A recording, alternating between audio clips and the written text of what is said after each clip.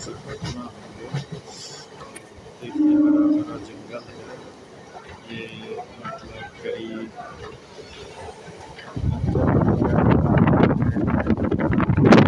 Station आएंगे मतलब बताएंगे हम लोग को कौन सा स्टेशन है। ये मतलब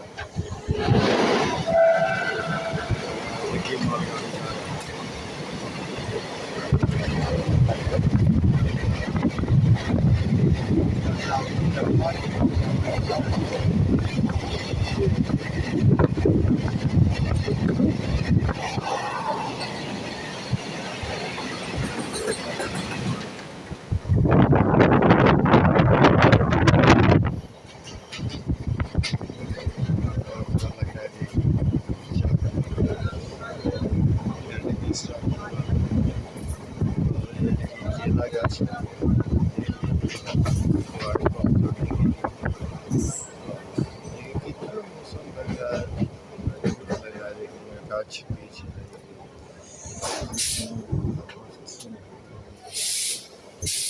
कोई लोग जो है जंप कर दिया है गाड़ी में, तो अभी गाड़ी थोड़ा स्लो हो गया।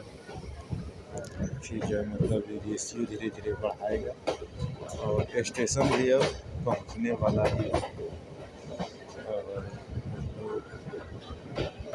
देखिए दिखा रहे हैं लाइन किस ढंग से होता है, ट्रेन किस ढंग से जा रहे हैं। देखिए इनका गाड़ी नंबर नहीं दिखाई दे रहा है, कौन सा आदमी है शराब करके जा रहे हैं।